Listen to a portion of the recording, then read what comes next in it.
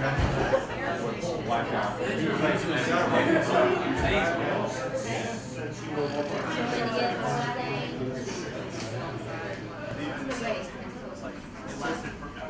fingers, and I want to talk just like my dad.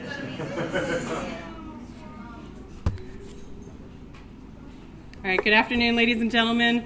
Welcome to this special occasion marking the retirement of Lieutenant Commander Sean Ruff. I am Commander Jill Ruff, the Master of Ceremonies.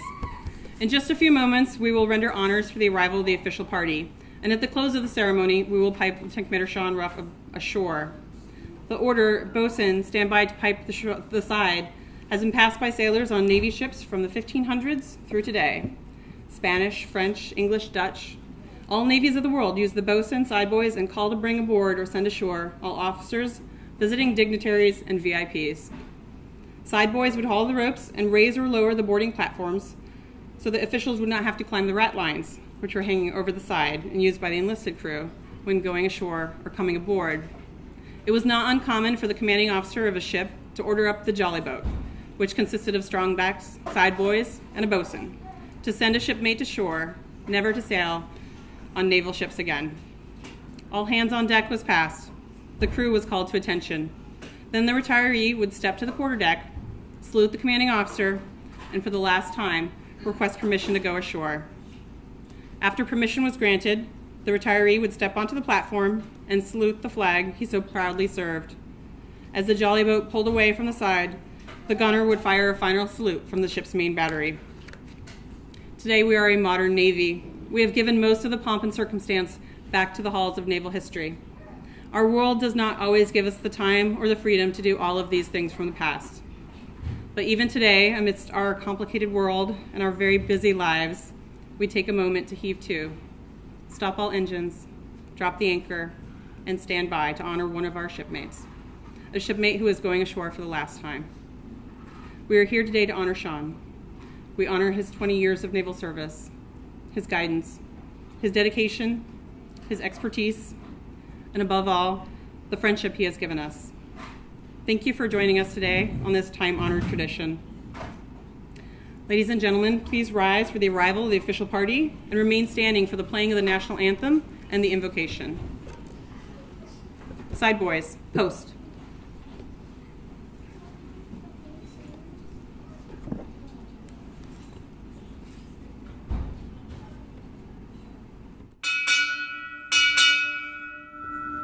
Lieutenant Commander, United States Navy, arriving.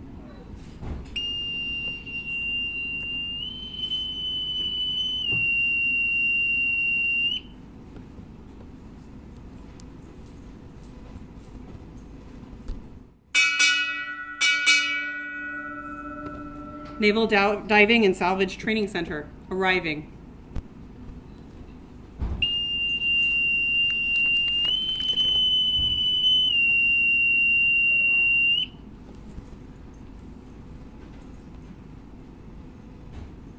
We will now play the national anthem. Oh, say, can you see by the dawn's early light what so proudly we hailed at the twilight's last gleam, whose broad stripes and bright stars through the perilous fight o'er the ramparts we watched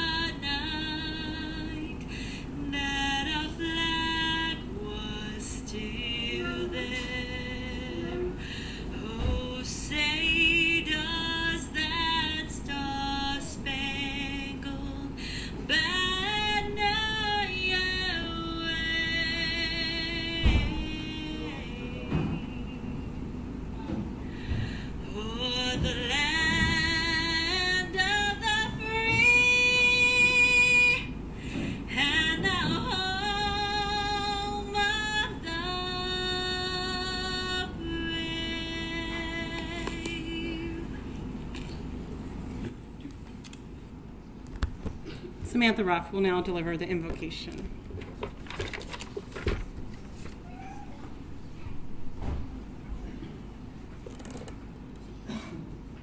Dear God, we are here to celebrate and thank you for the life of Sean B. Ruff.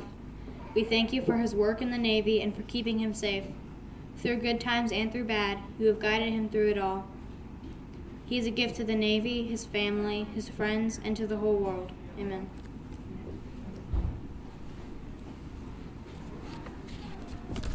Side boys dismissed. Ladies and gentlemen, please be seated.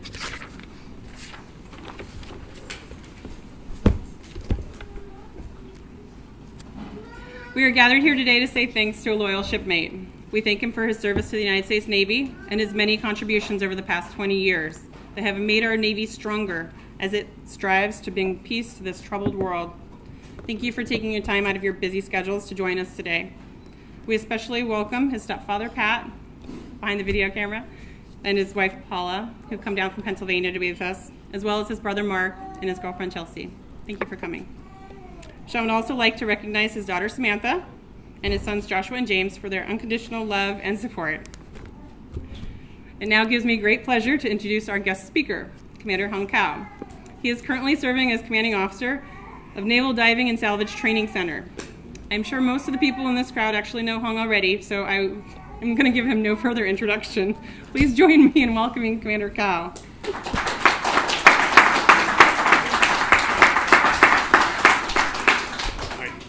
Good evening, Jill, Samantha, Josh, James, Sean, ladies and gentlemen, friends, family, and classmates.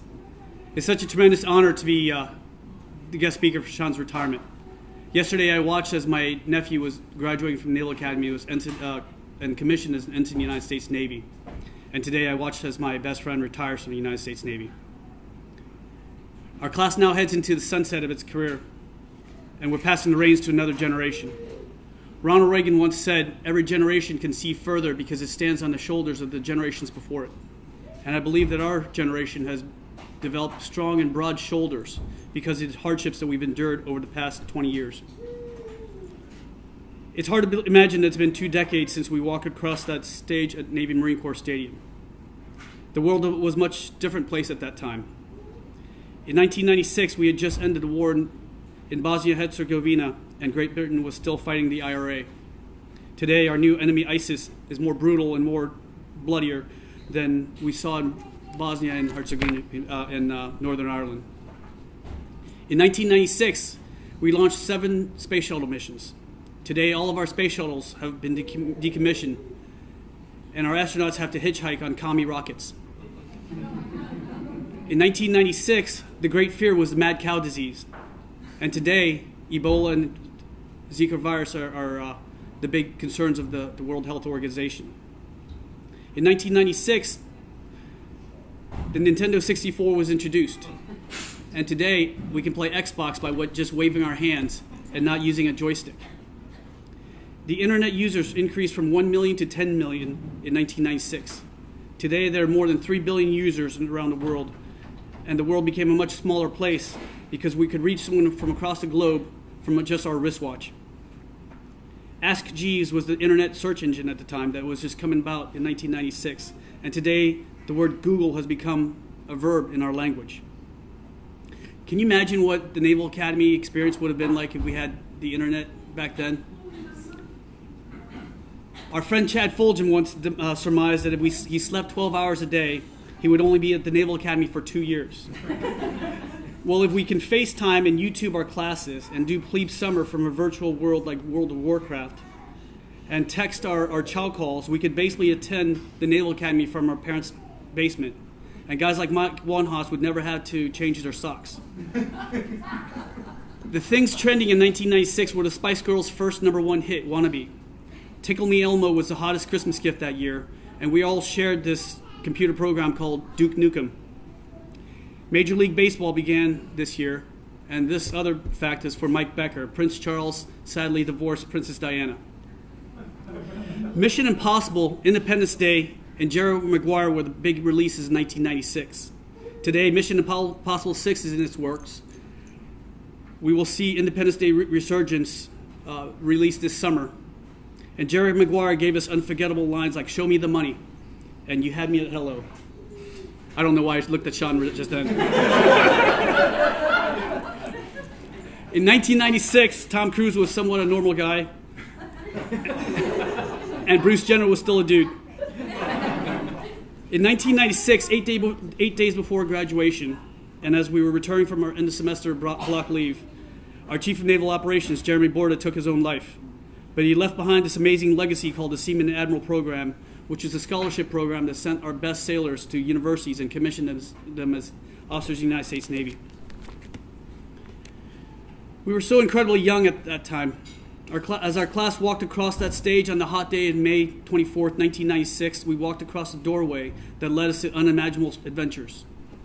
Some of us, like Mark Wyszynski, which I can still spell today, WRZYSZCZYNSKI, only because a lot of times upper class would kick in the doors and say, "Buy a vial."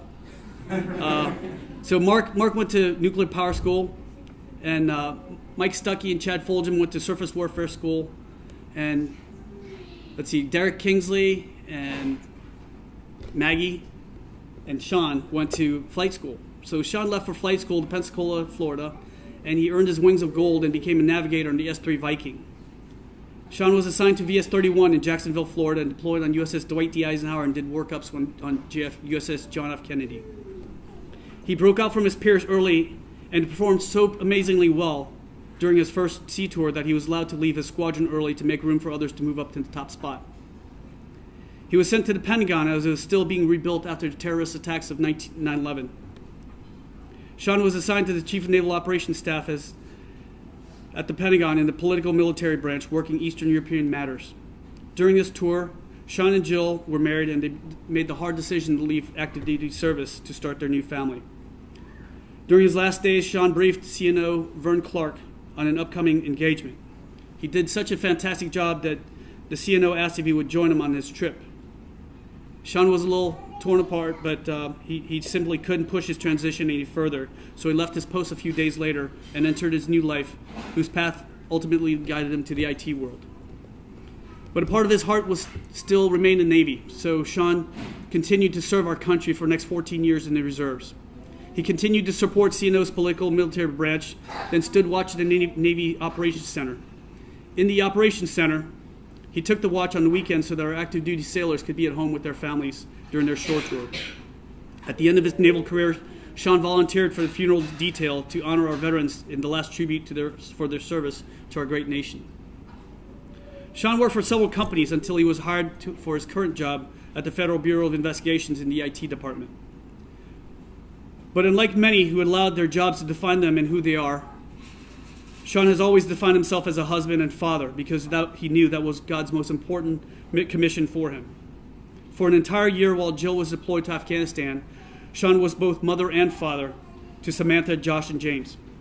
Between chauffeuring from school to practice, cooking, cleaning, and nursing children back to health, Sean did it all.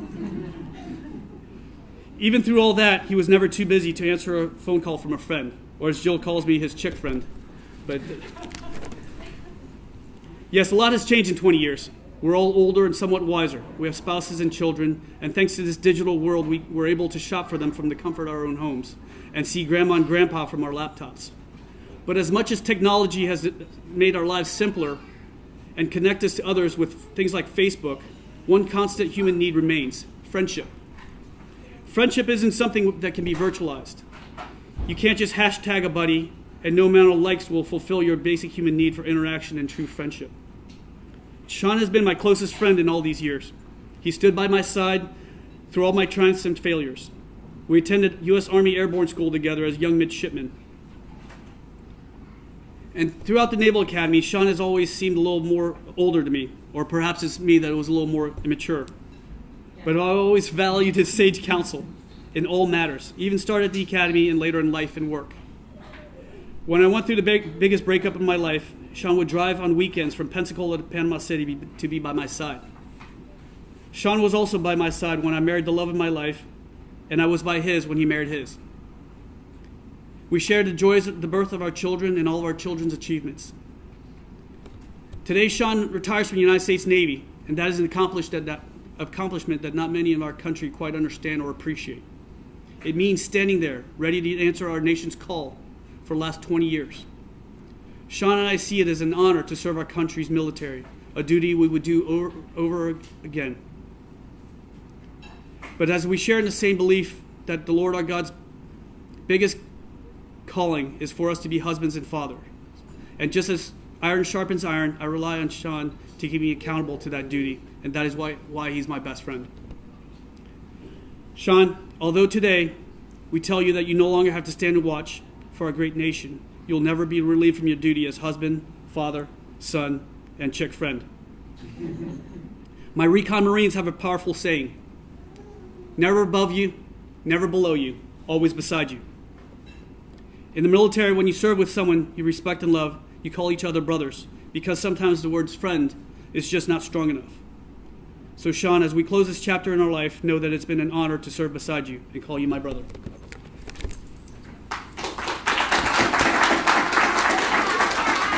Man wife.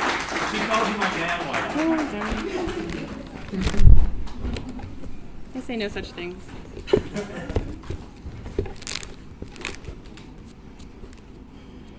Thank you, Hung. Commander Cow is now going to present Sean with some certificates of appreciation. Please, front and center. Guys, hang on, they're going to help you. Right in front. Commander Cow is going to present Sean with a letter of appreciation from the Commonwealth of Virginia. On behalf of the Commonwealth of Virginia, it is a privilege to extend my deep appreciation to you on the occasion of your retirement after 20 years of honorable and dedicated service. Your record, conduct, and dedication to duty reflect your allegiance to the highest standards of military professionalism. May you continue to find challenge and reward in the years ahead. Signed, Tara McAuliffe, Governor of Virginia. He's given to the FBI. It's evidence. Terry McAuliffe. Sorry. Thank you.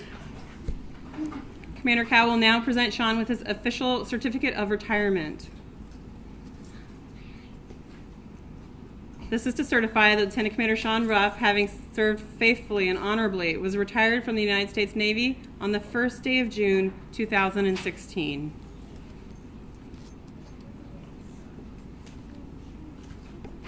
Thank you very much.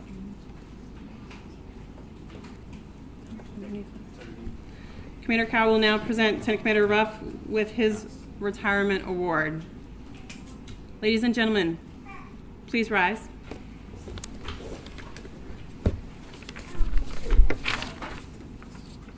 Attention to orders. The Department of the Navy, this is to certify that the Secretary of the Navy has awarded the Navy and Marine Corps Achievement Medal, Gold Star in lieu of second award, to Lieutenant Commander Sean B. Ruff, United States Navy, for professional achievement in the superior performance of his duties while serving as Watch Officer, Navy Operations Center, assigned to Navy Operations Support Center, Washington, D.C., from 4 January 2002 to 28 May 2016. Lieutenant Commander Ruff provided the Chief of Naval Operations with immediate situational awareness in Navy operations spanning the globe. Additionally, he provided critical support to the International Sea Power Symposium, ensuring the CNO was prepared for interaction with more than 50 of his worldwide counterparts in every aspect of naval operations. He also dedicated time with funeral honors detail to ensure our deceased veterans receive an honorable burial. Lieutenant Commander Ruff's exceptional professionalism, unrelenting perseverance, and loyal dedication to duty reflected credit upon himself and were in keeping with the highest traditions of the United States Navy. Signed, Hung Cow, Commanding Officer.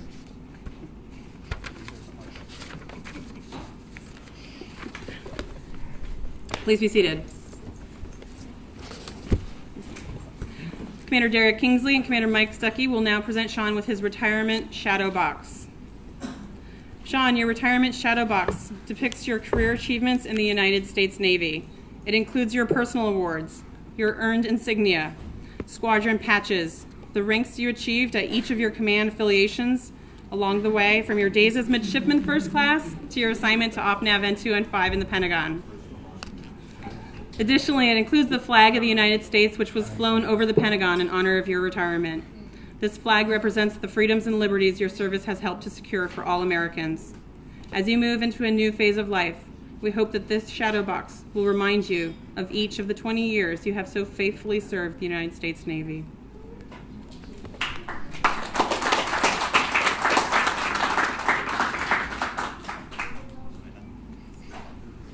now gives me great pleasure to introduce Lieutenant Commander Sean Ruff, United States Navy. Okay, well, Jill asked me to make sure I did not try and be funny and don't be cheesy because I'm not Hung Kao. So I will be striking a slightly different note, mostly, as I get my stuff together here. Okay. So first off, I do want to start off and say thanks for everybody for coming out here. It really means a lot to see you all. And quite honestly, this is exactly the group that I wanted to see. So it is made up of my company mates and my family, and that's perfect. Hung, I definitely appreciate your thoughts, your humor, your support, and really the effort and time you took to be here in the first place. So Jill mentioned that he's the commanding officer of the Navy's Combat Dive School. It's a pretty cool place, pretty busy place, and he's also turning over command in just about 2 weeks, and so he's got his own ceremonies to worry about without adding mine. So I really do appreciate the effort. It's a big deal. And also kind of winning the Flying In Award, Mark and Jennifer. I really appreciate the effort it took to get you guys here, bring your whole family out from Texas. It's great. It's the first time seeing you guys in a long time, too. I was trying to figure out when it was, but I know it's not recent. So, and for the rest of my classmates here, boy, it's good to see you guys. And quite honestly, if I'm not mistaken, this may be the largest group of 28th Company 96ers that's gathered since graduation. I can't think of another one, at least that I was invited to. Yeah, you know. So anyway, it's great to have you guys here. Pat and Mark with Paula and Chelsea, thank you so much for being here. I love the symmetry of your presence, right? We kind of talked about it as looking through the pictures. 24 years ago, just right, I'm going to think it's that way, right? Alumni Hall, you guys dropped me off there for me to get my first uniform issued to me. And you guys are here today, the last day I wear the uniform. So that's really, really special. And the other group I want to thank are all the families that are sitting here, the kids and wives and husbands that are here supporting. I love that we're all here together because I do believe that it is our families that make us stronger, sharpen our purpose, and teach us what it means to be better than we thought we could be. I know that's true for me, and so in that light, I definitely want to take a few moments and point a few words to my own family. Hey, Mr. Tukes. James, hi. He's my little guy. He's also got my loudest imagination in the house, right? Whenever you're battling pirates or ninjas, I know you're leading the fight against evil. You've given your mommy and me the best surprises along the way, starting from that very first day when Mommy showed me that unexpected ultrasound.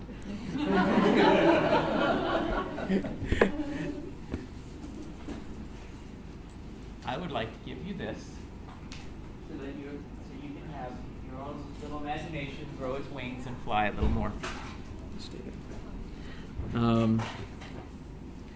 Mr. Josh, I don't know what that is in your mouth, but it's probably weird. Oh. Okay, that's good. You can keep it in there. It's fine. It's fine. Josh Posh, you are a strong and quiet, sometimes, very passionate, good little soul. God has given you the stuff you need, Mr. Josh, including the wiggles, to build whatever life you choose, little man. Mr. Josh, I want to see you use that passion. Use it well, because you're going to make us all stronger in this world better. Now, he, once upon a time, not too long ago, wrote that what he wanted to be more than anything in the world when he grew up was a helicopter pilot. Okay? Now, we have 2 helicopter pilots in the room right now, Josh. Yeah, people who were the big bosses of helicopter pilots, right? So, also for your own wings and dreams. There you go, little man. I'll bet you do. Yeah, snuck that by you, didn't I? Yep, now you can't fight. Hey, Samantha. So you all met Samantha earlier. She has turned 11.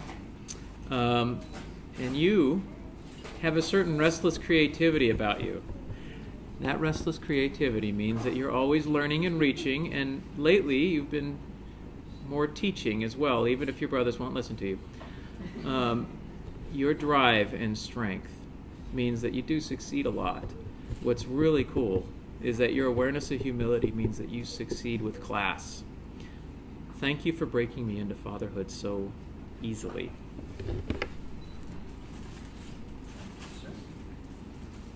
For you, by the way, this little lady, in about a month from now, is going to spend her first week in Bancroft Hall on summer camp. So, yeah, I'm a little freaked out.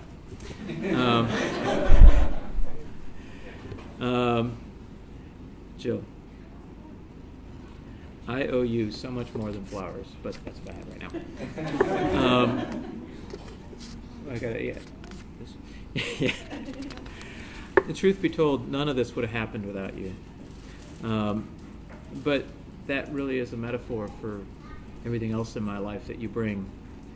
None of my world would have come together so richly without you. You are the realist who keeps my romanticism grounded in reality, keeps it functional. When I had dreams, I was in the Pentagon and thinking, I'm going to go back out to sea. I'm going to fly this. Maybe I'll fly that, because they were decommissioning the S-3 and it was going away. And I thought, I'll do this, and then how do I get to Admiral? Because, I wanted to get chest candy like Hung. She said, that's fine. It's a great dream. Remember, once upon a time, you also had a dream of making baseball games and soccer games and basketball games. And I said, oh, yeah. And she reminded me that, whatever dreams fit, they were great. Just pick one. Don't try and do them all and let them collide. You have been invaluable to me in evaluating these crossroads throughout my life. Holding up that spotlight that illuminates the things that matter and helps me choose the paths that matter. You've kept me grounded with your honest clarity, challenging me to live and love farther outside myself than I ever expected. So you make me better than I thought I could be.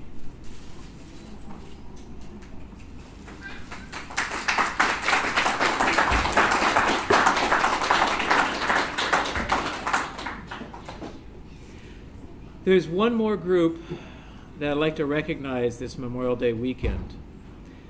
We should honor those that cannot and will never be able to join us. There's an empty chair in the audience with a rose on it to commemorate those brave souls that we have known and loved, some of us, most of whom we'll never get the chance to know because they died in service to us all. It's the service to us all part that I'd like to focus on for the remainder of my time up here. I'd like to talk about what it all means. I mentioned earlier that none of this would have happened without Jill, and in truth, I meant it. I wasn't originally going to do the ceremony at all.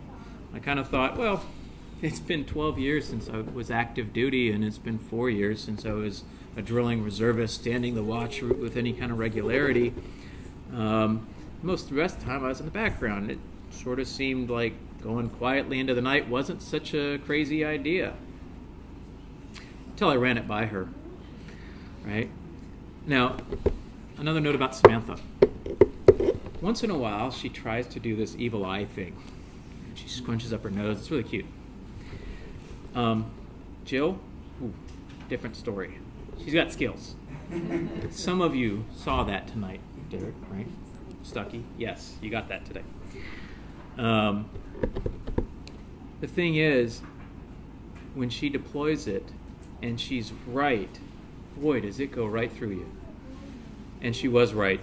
I had overlooked that this milestone was not just my own, that even if it was just for me, by dismissing it the way I had proposed, I would have diminished not only my own service, but yours as well. For those of you that are out there, and for those that have sacrificed, and those that are busy doing the job right now. And I would have missed a critical opportunity to build up rather than diminish our collective legacy. So what does uniformed service mean? And what does this ceremony represent? To me, uniformed service means representing the institution of the Navy to our fellow citizens. Hey, for those with the memories, going out for Fleet Week dressed head to toe in white like this in the New York City summer meant a lot of things. It meant never having to buy a beer, right? It meant dry cleaning or new uniforms quite often.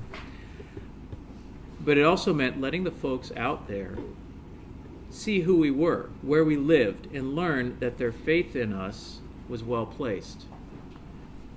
Uniformed service means representing the country abroad. Right before every port call, there usually was some pithy reminder from the captain to behave well as ambassadors of our nation, right? And that reminder was often coupled with a little bit of or else. But as the Navy took me to more and more places, I practiced being that roving ambassador. And I learned there was a lot of truth in that reminder, in that analogy. When I later interviewed for my shore duty tour at Navy headquarters, as the liaison to over 20 countries in Europe, I was able to joke that my primary qualification was that I'd made port calls to so many of those places. That was actually good enough for the Navy, so they took me. From my new perch in OPNAV, I got to witness and even at points form Navy-to-Navy policy between some of our staunchest allies as well as some of the folks that had some tension. And I was amazed to see how personal international relations really are, that it comes down to two people over and over again. And it really doesn't matter too much if the two people are admirals or lieutenants. What matters is building that rapport that people and institutions and nations can learn to depend on. Uniformed service also means sacrifice. My own experience involved a strange twist that I really never ever saw coming. When I left active duty in 2004, I joined the reserves with kind of an attitude of, hey, when the Navy needs me, they know where to find me. And quite frankly, I fully expected they would, right? 2004, a few things going on here and there. I figured I would get tagged for some stint somewhere hot and unpleasant and eventually, and to be totally honest, lurking in the back of my mind was a little bit of that romanticized image of me, the father of the house, the husband going off to war. Cheesy, right? I'd almost given up on that when finally, 8 years later, the Navy mobilized Jill. Once again, there she was, injecting realism into my romanticism. And boy, was it real. Through my unexpected perch, holding down the home front, I learned quite a bit more about service by watching the sacrifices that she made, just trying to keep in touch with us at home that year. The 3 kids, they still sleep with their mommy blankets, and put together with pictures of mommy and them together and their mommy dolls. It's very cute. There were usually letters to all of us in the house pretty much every single day of the year she was gone. Never could even come close to keeping up with that. It was a lot. It was a strain on her, and it was, like I said, educational on me to watch. And I became quite a bit wiser myself about the sacrifices made by those who we do leave behind when we go. Uniformed service also means risk. I was lucky. Looks like most of the rest of us were too. For me, the S3 would break in all kinds of wonderful ways, right? But it was stable and powerful, so most of the time it wasn't a big deal. There were a couple, and there was one hot day on the carrier when a weak cat shot sent our plane over the edge, much slower than normal.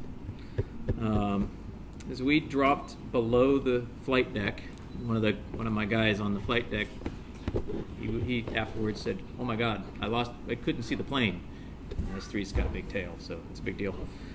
The massive wings and engines kept us dry, and the pilot was telling us not to go anywhere, so we stayed with it. And Derek, you did not get to fly that day, because I did. So Derek was a helicopter pilot in the air wing. So others weren't so lucky. A little bit later on, we watched a Tomcat have pretty much the same problem, and the crew got home, the plane didn't.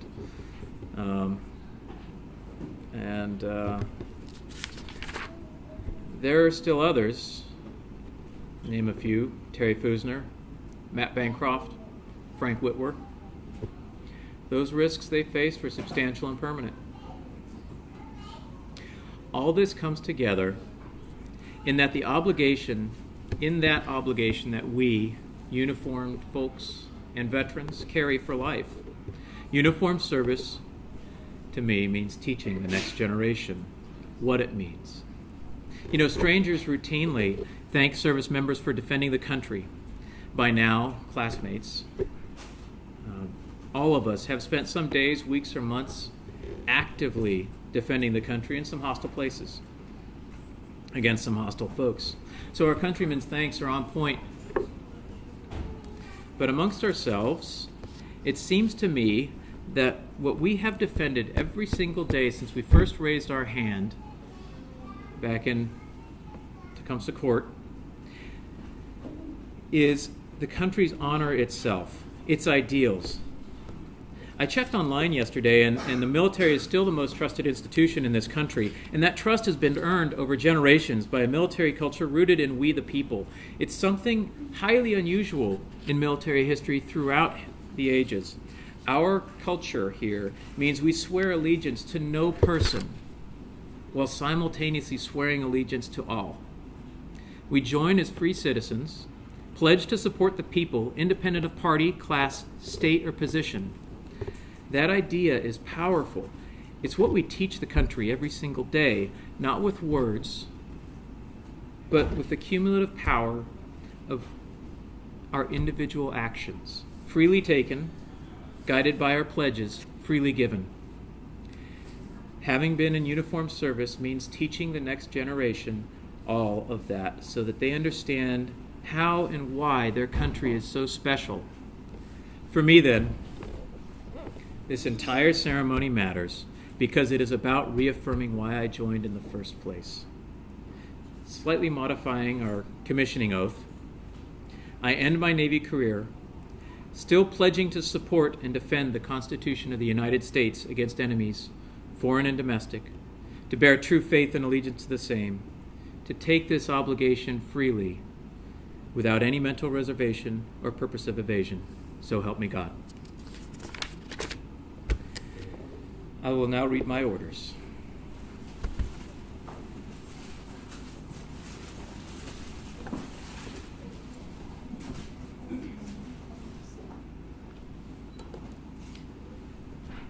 From Commander, Navy Personnel Command, to Lieutenant Commander Sean Ruff, United States Navy. Subject: retirement order and transfer authorization to the retired reserve status. For references A and B, the Secretary of the Navy approved and authorized your request to transfer to retired reserve status effective 1 June 2016. You will be eligible under reference D for retired pay benefits to include medical benefits at age 60. Your dedicated service to the Navy and your country is deeply appreciated. May you enjoy every success and happiness in the future. Signed, Sean P. Fagan, Assistant Commander for Reserve Personnel Management, PERS 9.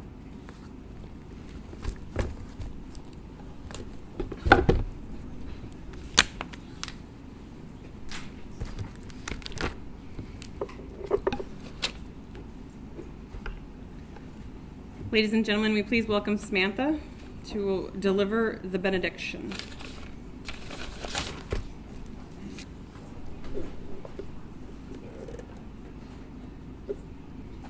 Dear God, while Sean B. Ruff was in the Navy, he did many great things, including flying S-3s. Through this, you have watched over him.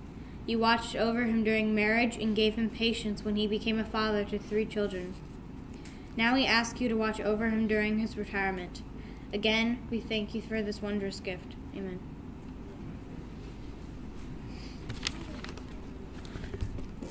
As we prepare to send Sean ashore, we would ask all of his current and former shipmates to man the rails and help us send him ashore while they make their way.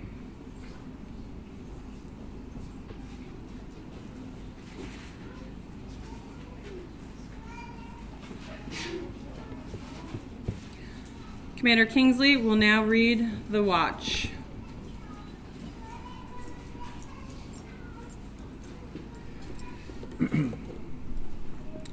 Since the great year of 1996, this sailor has stood the watch. While some of us were in our bunks at night, this sailor stood the watch. While some of us were in school learning our trade, this shipmate stood the watch. Yes, even before some of us were born into this world, this shipmate stood the watch.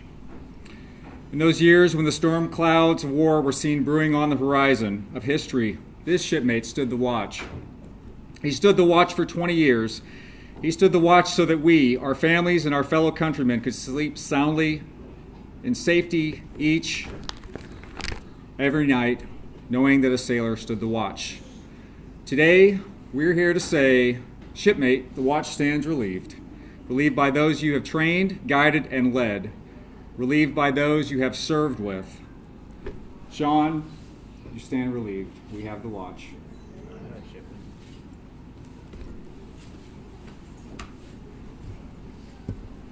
Lieutenant Commander Ruff will now request to go ashore for the last time. Request permission to go ashore. Go ashore, brother.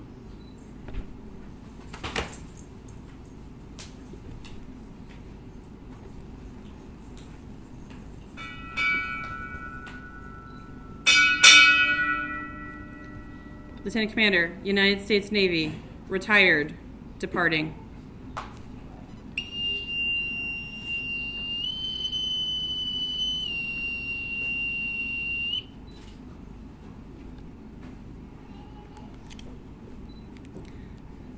Friends, this concludes this afternoon's ceremony. On behalf of Sean, thank you for coming and taking time to be here. Please join us for reception and all kinds of craziness.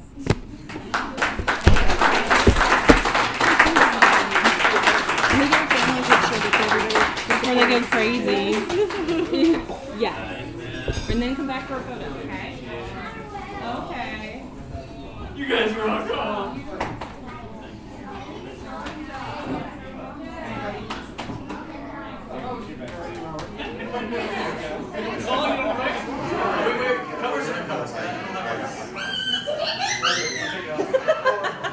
You can make as much noise as you want now. I know, we'll get family pictures and stuff. I'm sorry. Hey, sweetie, I know, right? Yeah, that's what you're short. Yeah, come on. I'm scooching. Put it in the back. Do you want to go over my shoulders?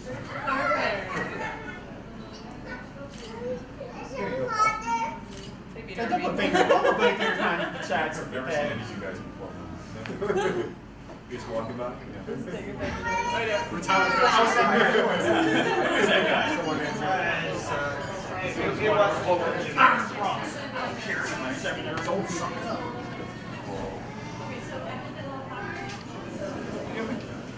What kind did you get?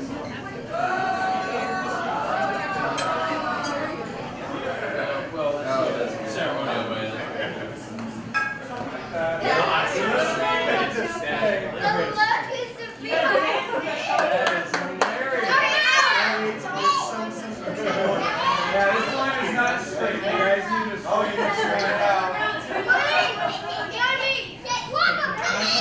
Eat it all. All right. I know, watch out, Sean's gonna have a story. I've been told I need to use this.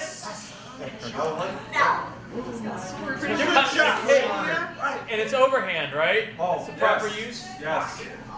Ogoshi! Tanaka!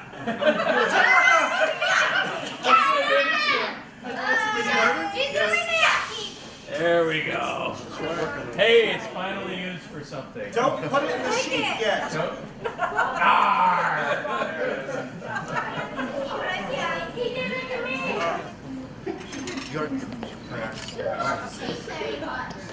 Okay, ceremonial. Who wants this first big fat piece of cake? Retiree. Or I heard we have a birthday boy. Who's the birthday boy? No way. What? Seriously? Yeah. Come on up. Happy birthday. Yay! Let's sing it, Bart. Happy birthday to you. Happy birthday to you. Jimmy! Happy birthday, dear Harry. Happy birthday to you. I do lemon goes really well with it. Okay, I'm gonna get out of. Go that way. Hey, since we're in a singing mood, you want to sing Blue and Gold? Yes. Yeah! Hey, you're part of the We're not men's done soiree. yet. We're not done yet. Men's soiree club. Okay, we can do that after. We're gonna do cake first, a little more alcohol, and then. This is gonna be. I know. Okay. All right. Okay. I'm gonna start going. I'm gonna keep going because there's a line here and it's real.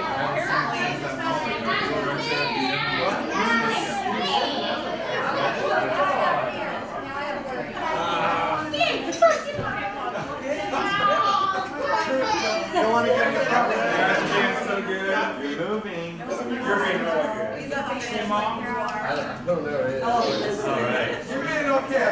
I've always grown like mowing my pillow, but Wart and the rest of the Yeah, we're talking. We're doing the original words. Let's do it. All right, come on over here. Son, you're a soiree club guy. All right. I want my robe and sweatpants and socks. Hands on hearts.